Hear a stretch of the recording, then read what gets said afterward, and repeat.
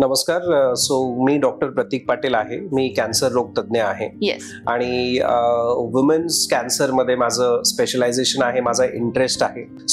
कोणताही कॅन्सर असो बॉडीतला त्याचे दोन हिस्से असतात. एक असतो जेनेटिक भाग आणि दुसरा नॉन जेनेटिक भाग. प्रिकॉशन्स हे खूप महत्वाचे असतात. आता प्रिकॉशन्स मध्ये बऱ्याच लोकांना माहित नसतं की एक्झॅक्टली ब्रेस्ट कॅन्सर मध्ये मला बघायचं काय आहे. ते एक महिलेने जे की 40 वय वर्षाच्या वरची आहे तिने आंघोळ झाल्यानंतर स्वतःचं ब्रेस्ट एक्झामिनेशन केलं पाहिजे. नमस्ते, मी ॲडव्होकेट नीरा धाडगे. कोणत्याही क्षेत्रात तुमची कामगिरी वाखाणण्यासारखी असेल, त्या लोकांशी मी बोलतेय ना, काहीतरी रोज नवीन शिकायला मिळतं.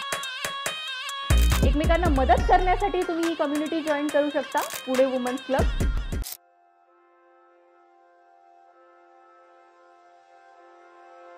नमस्कार, मी advocate Neera Dhadge. Podcast with Neera मध्ये तुमचं सहर्ष स्वागत करत आहे. आपण फक्त पॉडकास्ट हा जो माध्यम आहे ह्या यशोगाथा सांगण्यासाठीच नाही, तर तुम्हाला एज्युकेट करण्यासाठी हा प्लॅटफॉर्म आपण यूज करतो, ज्याच्यामध्ये तुम्हाला वेगळ्या वेगळ्या गोष्टींबद्दल कळतं. खूप विषय असे असतात जिथे आपल्याला एज्युकेशन घेणं किंवा त्याच्याबद्दलच्या बरोबर गोष्टी माहिती असणं खूप महत्वाचं असतं. आणि अशाच खूप साऱ्या गोष्टींबद्दल बोलण्यासाठी आज आपल्या बरोबर डॉक्टर सर आहेत. थँक्यू सो मच सर, आज तुम्ही इथे आलात आणि आम्हाला आज तुमच्याबद्दल खूप काही जाणून घ्यायलाही आवडेल, तुमच्या विषयाबद्दलही जाणून घ्यायला आवडेल. प्लीज तुमची आमच्या ऑडियन्सला ओळख करून द्या. नमस्कार. मी डॉक्टर प्रतीक पाटील आहे. मी कॅन्सर रोग तज्ञ आहे. आणि वुमेन्स कॅन्सर मध्ये माझं स्पेशलायझेशन आहे, माझा इंटरेस्ट आहे. माझं कॅन्सर रिलेटेड एज्युकेशन जे आहे ते Michigan state cancer university US, आणि त्यानंतरच मी इम्युनोथेरपीमध्ये स्पेशलायझेशन केलेलं आहे Harvard institute, Harvard cancer centre US वरूनच. आणि मागील 7 ते 8 वर्षांपासून मी पुण्यामध्ये ज्युपिटर हॉस्पिटल येथे प्रॅक्टिस करत आहे. वुमेन्स ऑन्कॉलॉजी हा खूप मोठा विषय आहे आणि दिवसेंदिवस आपण बघतच आहोत की कॅन्सरचे रुग्ण खूप जास्त वाढत आहेत. आपल्या प्रत्येकाच्या फॅमिली फ्रेंड सर्कलमध्ये कोणी ना कोणी असा रुग्ण डेफिनेटली असणार आहे जो कॅन्सरशी सध्या लढत आहे किंवा सर्वाइव्ह त्यांनी व्यवस्थित केलेला आहे. त्याबद्दलची सगळी माहिती आज देण्यासाठी मी इथे आहे. येस. कॅन्सर हा शब्द जरी ऐकला तरी खूप लोकांना धडकी भरते किंवा आपल्याला खूप घाबरायला होतं. तर कितपत आम्ही सगळ्यांनी घाबरलं पाहिजे असं मला तुम्हाला विचारायला आवडेल. आम्ही जेव्हा एखाद्या मावशी येतात 60-65 इयर्स ओल्ड फिमेल आणि त्यांना आपण सांगतो की मावशी असं असं आहे, तुम्हाला स्तनाचा कॅन्सर आहे, तर त्यांचा पहिला प्रश्न हा असतो की असं कसं शक्य आहे, मी आजपर्यंत दवाखान्यात कधी मला पाऊल ठेवायचा योग नाही आला आणि तुम्ही आता डायरेक्टली म्हणताय की तुम्हाला कॅन्सर डायग्नोज झालाय. तर यासाठी सतर्कता हवी, घाबरून चालत नाही. तर माझं असं म्हणणं आहे सगळ्यांना की प्रत्येक माणसाने ऑन्कॉलॉजिस्टला आयुष्यात एकदा तरी भेटलं पाहिजे. आणि ती वेळ कधी आहे भेटायची, तर ती असते एक जवळपास 40 ते 50 वय वर्षाच्या मध्ये. कॅन्सरचं डायग्नोसिस झाल्यानंतर तर तुम्ही डॉक्टरला भेटून त्याची ट्रीटमेंट करणारच आहात, पण पहिले भेटणं कशासाठी गरजेचं आहे. आपण हार्ट अटॅक आल्यावर हॉस्पिटलला जातो का? नाही. आपण दरवर्षी जाऊन ECG करतो, आपल्याला हृदयाचे काही प्रॉब्लेम्स आहे का चेक करतो. तसं कॅन्सरसाठी पण झालं पाहिजे. कारण आता बऱ्याच लोकांना माहित नाहीये, WHO वर्ल्ड हेल्थ ऑर्गनायझेशनचा असा दावा आहे की by the year 2040 maximum deaths हे कॅन्सरनी होणार आहेत. त्यामुळे त्याचं प्रमाण खूप जास्त वाढत चाललेलं आहे. त्यामुळे प्रत्येकाने सतर्क राहणं हे खूप गरजेचं आहे. आणि पहिले कॅन्सर हा जेरिएट्रिक आजार होता, म्हणजे हा फक्त वयवर्ष 60 वरील लोकांना व्हायचा. आता तसं नाहीये. आता अनमॅरिड मुलींमध्ये पण आम्ही ब्रेस्ट कॅन्सर बघत आहोत. आज 15 वर्षाच्या मुलीला पण ब्रेस्ट कॅन्सर होऊ शकतो. त्याचं वय राहिलेलं नाहीये आणि त्यामुळे याच्याबद्दलची अवेअरनेस, इन्फॉर्मेशन, नॉलेज, सतर्कता ही डेफिनेटली असली पाहिजे. प्रिव्हेन्शन साठी किंवा आधीपासून आपण काय काळजी घेतली पाहिजे जेणेकरून कॅन्सर नाही होणार? कोणताही कॅन्सर असो बॉडीतला त्याचे दोन हिस्से असतात. एक असतो जेनेटिक भाग आणि दुसरा नॉन जेनेटिक भाग. जो जेनेटिक भाग आहे त्याला आपण बदलू नाही शकत. जसं आपल्या आई वडिलांकडून आपल्याला घर हे ते मिळतं, तसंच आपल्याला त्यांचे जीन्स डिफेक्ट्स पण मिळतात. जे जेनेटिक डिफेक्ट्स आपल्या रक्तामध्ये आहेत आपण त्याला चेंज नाही करू शकत, पण आपण काय करू शकतो, आपण त्यांना सापडू शकतो. फॉर एक्झाम्पल, आज जर का 15 वर्षाची मुलगी माझ्याकडे आली, तिला काहीच त्रास नाहीये, ती जस्ट माझ्याशी एक माहिती घ्यायला माझ्याकडे आलेली आहे आणि तिने मला सांगितलं की माझ्या वडिलांच्या फॅमिलीमध्ये कोणाला तरी कॅन्सर होता, मला माहित नाही, मी लहान होते त्यावेळेस. सो मी काय करणार, तर आम्ही तिची एक सिंपल ब्लड टेस्ट करतो आणि त्यामधून आम्ही सगळी माहिती ही घेऊ शकतो की हिच्या फॅमिली बॅकग्राऊंड मध्ये डिफेक्टिव्ह कॅन्सर जीन्स आहेत का. आज हे शक्य आहे. टेस्ट पण काही खूप महाग नाही, रुटीन बेसिसवर ही टेस्ट होते, सिंपल रक्ताची टेस्ट असते आणि त्यामधून आम्ही माहिती काढतो की तुम्हाला कॅन्सर होण्याची आशंका किती आहे पर्सेंट मध्ये. सो दॅट आता ही 15 वर्षाची मुलगी आहे, हिला जर का जेनेटिक काही आम्हाला त्यामध्ये डिफेक्टिव्ह डीएनए सापडले तर आम्ही तिचं अवेअरनेस करू, तिला जास्तीत जास्त स्क्रीनिंग करू आणि जे ऑर्गन्स त्याच्यामध्ये हाय रिस्कवर आहेत त्याच्याकडे जास्त लक्ष ठेवू. सपोज ब्रेस्टचे डिफेक्टिव्ह जीन्स आहेत तर आम्ही ब्रेस्टकडे जास्त लक्ष देणार, ओव्हरीचे डिफेक्टिव्ह जीन्स आम्ही ओव्हरीकडे जास्त देणार. सो प्रिव्हेन्शन आजकाल कॅन्सरमध्ये खूप जास्त यामुळे वाढत आहे. दुसरी गोष्ट, दुसरा भाग जो नॉन जेनेटिक भाग आहे म्हणजे एन्व्हायरमेंटल फॅक्टर्स, त्यामध्ये स्मोकिंग आलं, अल्कोहोल कन्झम्पशन आलं, तुमचे लाईफस्टाईल आलं. फॉर एक्झाम्पल महिलांमध्ये अति टाईट ब्रा घालणे, त्यानंतर गरमीचा सहवास जास्त असणे, जे लोक इंडस्ट्रियल फील्ड्स मध्ये काम करतात त्यांना मशिनरीची हीट एक्सपोज होते, हे सगळे रिस्क फॅक्टर्स आहेत. Radiation exposure, environmental pollution, water pollution, air pollution, या सगळ्या गोष्टींपासून लांब राहिलं पाहिजे. So as much as possible तुमची लाईफस्टाईल ही हेल्दी असली पाहिजे, हे आपल्या हातात आहे. आणि जे आपल्या हातात नाहीये, जे की जेनेटिक आहे, त्यासाठी तुम्ही किमान 3 वर्षातून एकदा तरी ऑन्कॉलॉजिस्टला भेटून या सगळ्या टेस्ट करून घेतल्या पाहिजे. म्हणजे तुम्हाला माहिती असली पाहिजे तुमची रेग्युलर दिनचर्या काय आहे, त्याच्याबरोबर दरवेळी जर तुम्ही डॉक्टरकडे गेलात तर आधीच प्रिव्हेन्शन आपल्याला करता येऊ शकतं. ओके, म्हणजे विषय इतका आपला गंभीर आहे की त्याच्यावरती आपण खूप जितकं बोलू शकू आज तितकं चांगलं होईल असं मला वाटतं.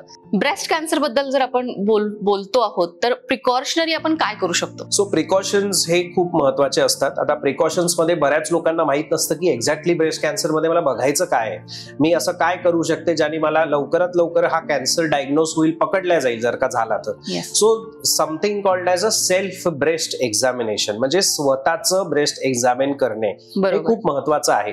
जनरली संडेला वगैरे जेव्हा आपल्याला वेळ असतो, आपल्याला घरातील कामं वगैरे खूप जास्त नसतात, काही गडबड नसते, त्या दिवशी डेफिनेटली प्रत्येक महिलेने जे की 40 वर्षाच्या वरची आहे तिने आंघोळ झाल्यानंतर स्वतःचं ब्रेस्ट एक्झामिनेशन केलं पाहिजे. हे कसं करायचं याचे बरेच व्हिडिओज युट्यूबवर अवेलेबल आहे. तुम्ही सेल्फ ब्रेस्ट एक्झामिनेशन जर का टाकाल तर त्यामध्ये तुम्हाला हे सगळे व्हिडिओज दिसतील. हात पुढे करून, हात मागे करून, हात वर घेऊन कसं स्वतःला एक्झामिन करायचं आहे हे त्याच्यामध्ये सगळ्यांना माहित असलं पाहिजे. सो सेल्फ ब्रेस्ट एक्झामिनेशन मध्ये शक्यतो 99% कोणतीच गाठ मिस आउट होत नाही. आता यात आपण काय बघतोय, गाठ बघतोय. आपल्याला ब्रेस्ट मध्ये काही गाठी असतील, काही गाठी आपल्या हाताला लागत असतील तर आपल्याला त्यांना डायग्नोज करायचं आहे. कॅन्सरच्या ज्या गाठी असतात त्या दगडासारख्या हार्ड असतात, कडक असतात. प्रत्येक महिलेला ब्रेस्ट मध्ये कोणती ना कोणती गाठ असते, पण या गाठी जनरली एकदम कापसासारख्या मऊ असतात. ऍज इफ एखादा कापसाचा बोळा आपण ब्रेस्ट मध्ये रवलेला आहे तशा गाठी असतात. या फायब्रोएडिनोमाज असतात, म्हणजे या फॅटच्या गाठी असतात. या कॅन्सर मध्ये याचं रूपांतर होत नसतं. आपल्याला गाठींकडे कोणत्या लक्ष द्यायचे, जे एकदम हार्ड, मार्बल, स्टोनी हार्ड आहेत त्यांच्याकडे आपल्याला लक्ष द्यायचंय. आणि त्याच्यासाठी सेल्फ ब्रेस्ट एक्झामिनेशन हे खूप महत्वाचं आहे. कारण बऱ्याच महिला आम्ही हा जेव्हा प्रश्न त्यांना विचारतो की आता तुम्हाला कॅन्सर डायग्नोज झालाय, गाठ तुम्ही म्हणताय 6 महिन्यापासून लागते, तुम्ही आतापर्यंत दाखवलं काय नाही. बऱ्याच महिला असतात स्पेशली ज्या रुरल पॉप्युलेशन मधून येतात, त्यांना भीती वाटते, लाज वाटते, कधी कधी फिमेल डॉक्टर अवेलेबल नसते, मेल डॉक्टरला त्यांना भेटावंसं वाटत नाही अशा याला. तर यासाठी सेल्फ ब्रेस्ट एक्झामिनेशनचं इन्व्हेन्शन झालेलं आहे की तुम्ही स्वतः चेक करा आणि त्यानंतर इमिजिएटली डॉक्टरला दाखवून जे काय त्याची ट्रीटमेंट आपल्याला करायची असेल ती आपण करू शकतो. बरोबर आहे. कॅन्सरची ट्रीटमेंट म्हटलं तरी पण एक धडका भरतो आपल्याला. तर खूप वेळा खूप गोष्टी ऐकायला मिळतात ज्या खऱ्या आहेत की नाही, त्याच्यावरती आपण विश्वास ठेवायचा की नाही हा पण एक प्रश्न असतो. तर मला आवडेल आपल्या ऑडियन्सला तुम्ही सांगितलं तर की काय नक्की ह्या गोष्टी ट्रीटमेंटच्या बाबतीत सुद्धा काय खऱ्या असतात, काय खोट्या असतात, काय मिथ आहेत ते तुम्ही आम्हाला सांगा. सो ब्रेस्ट कॅन्सरची ट्रीटमेंट ही बऱ्याच वर्षांपासून सुरू आहे आणि प्रत्येक वर्षी त्याच्यामध्ये इतके नवीन शोध आणि आविष्कार होत आहेत की आता ब्रेस्ट कॅन्सरची मॅनेजमेंट ही खूप सिम्प्लिफाईड झालेली आहे. पहिल्यांदा काय व्हायचं, पहिले एक 1990s किंवा 2010 पर्यंत ब्रेस्ट कॅन्सर झाला म्हणजे त्या बाजूची ब्रेस्ट आपण पूर्णपणे काढावी लागते हे खूप मोठा मिसकन्सेप्शन प्रत्येकाच्या डोक्यामध्ये असतो. कारण जसं मी तुम्हाला सांगितलं की ब्रेस्ट कॅन्सर आता अर्ली स्टेजमध्ये खूप होत आहे. 15 वयाच्या मुली, अनमॅरिड मुली, जस्ट मॅरिड मुली यांच्यामध्ये पण ब्रेस्ट कॅन्सरचं प्रमाण वाढलेलं आहे. तर यामध्ये ब्रेस्ट काढावी लागते का? बिलकुल नाही. सो ब्रेस्ट कॅन्सरची ट्रीटमेंट झाल्यानंतर तुमच्या ब्रेस्टचा आकार, त्याची सिमेट्री, त्याची साईज आणि एक्सटर्नल अपिअरन्स मुळीच बदलत नाही. ब्रेस्ट कॅन्सरची सर्जरी जी होते त्याचे जे इन्सिजन असतं म्हणजे त्याची जे कट असतो, जे टाके पडतात, ते टाके आता इतके नाजूकरित्या दिल्या जातात की कोणताच माणूस बघून सांगू नाही शकत की यांच्या ब्रेस्टचं ऑपरेशन झालेलं आहे की नाही.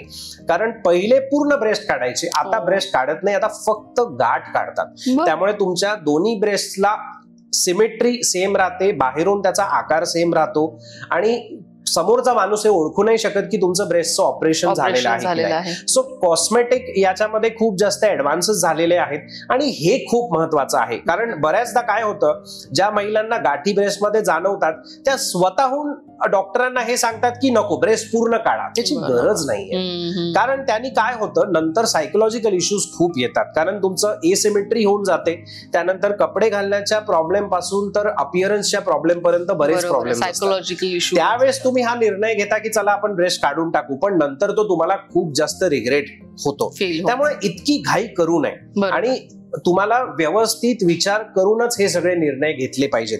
कारण आज जर का एवढे जास्त ऍडव्हान्सेस यामध्ये अवेलेबल आहेत तर त्याचा फायदा तुम्ही का नाही घेतला पाहिजे, हा खूप मोठा प्रश्न असतो. आणि त्यासाठी ज्या पण ब्रेस्ट कॅन्सरनी ची ट्रीटमेंट ज्या महिलांमध्ये सुरू आहे त्यांना हे डेफिनेटलीच माहित असेल की किती मोठा डिफरन्स असतो पूर्ण ब्रेस्ट काढून टाकणे किंवा पूर्ण ब्रेस्ट न काढणे याच्यामध्ये. आता बऱ्याच महिला आमच्याकडे जेव्हा किमोथेरपी किंवा रेडिएशन थेरपीसाठी ऍडमिट असतात, त्या एका बाजूला एक सगळ्या बसलेल्या असतात आणि ते एकमेकींशी बोलत असतात. त्यामध्ये इतक्या महिलांना डिप्रेशन होतं की या वहिनींचं पूर्ण ब्रेस्ट काढलं नाहीये, मग माझं पूर्ण ब्रेस्ट का काढलं, हे असे प्रश्न आम्हाला खूप सामोरे जावे लागतात. आणि हे कशामुळे होतं, कारण तुम्ही योग्य त्या डॉक्टरला भेटत नाही. बऱ्याचदा असं होतं की लोक डायरेक्टली सर्जनकडे जातात.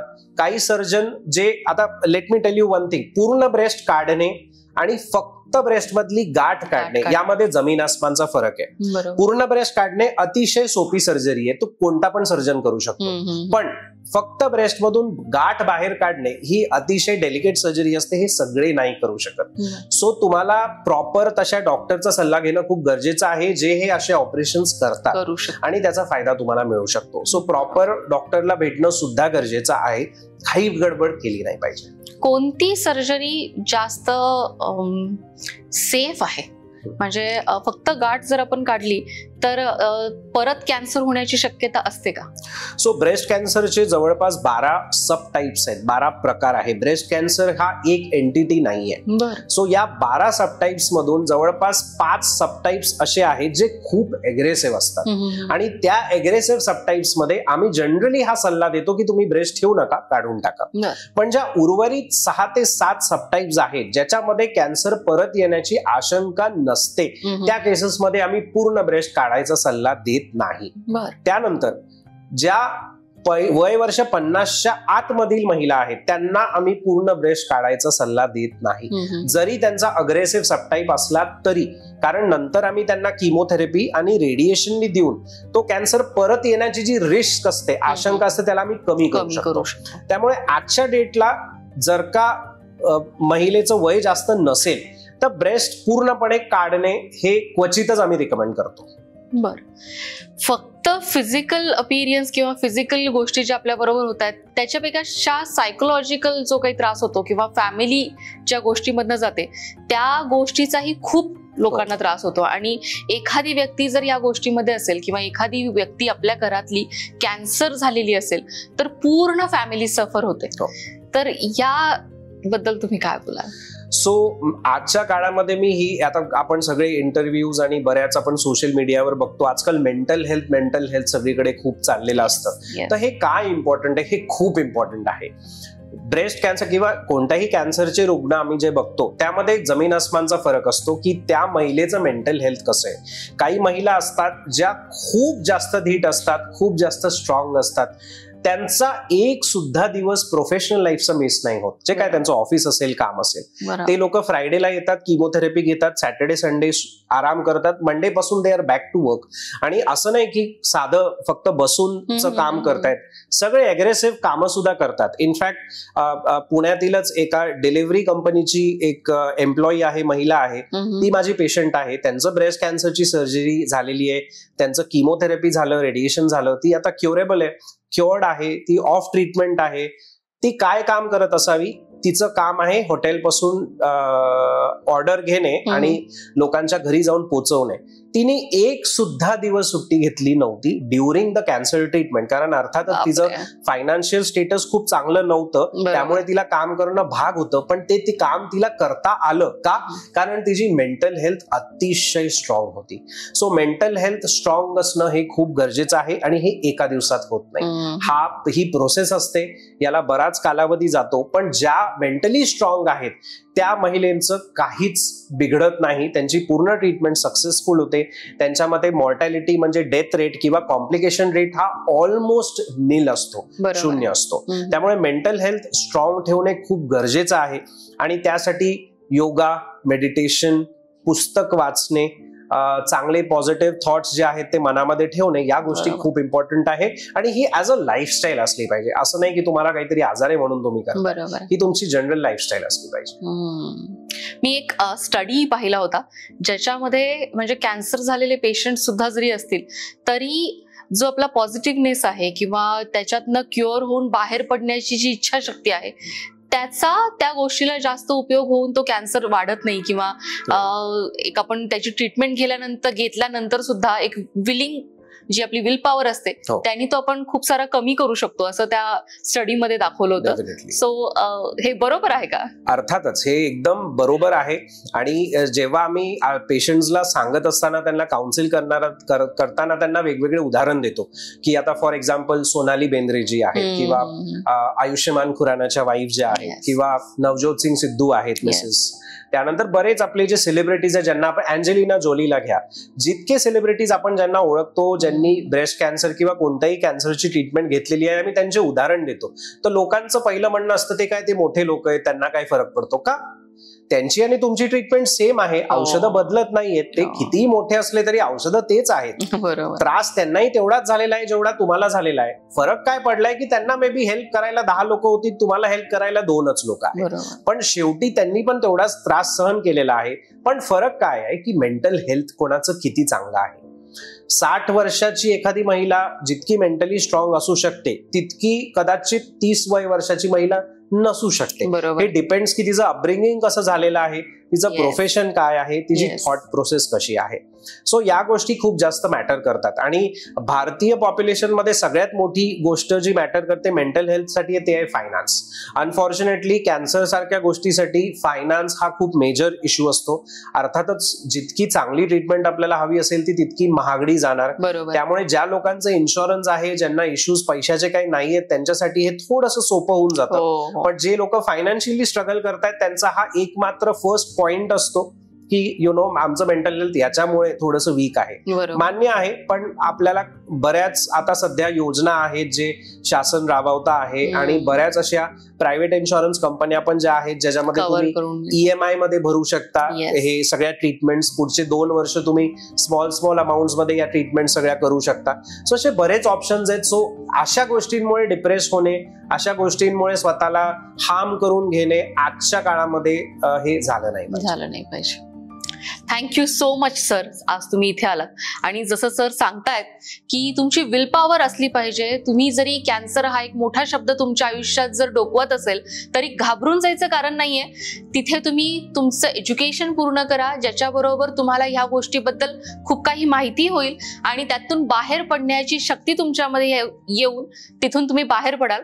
सरांचा नंबर आपण या पॉडकास्टच्या खाली देतच आहोत. जरी तुम्हाला कॅन्सर बद्दल किंवा ब्रेस्ट कॅन्सर बद्दल काहीही इन्फॉर्मेशन हवी असेल किंवा कोणत्या प्रकारची मदत हवी असेल किंवा तुम्हाला स्वतः डायग्नोज करण्यासाठी जायचं असेल तरी तुम्हाला पूर्ण इन्फॉर्मेशन या व्हिडिओ खाली मिळून जाईल. Thank you so much sir. Thank you so much.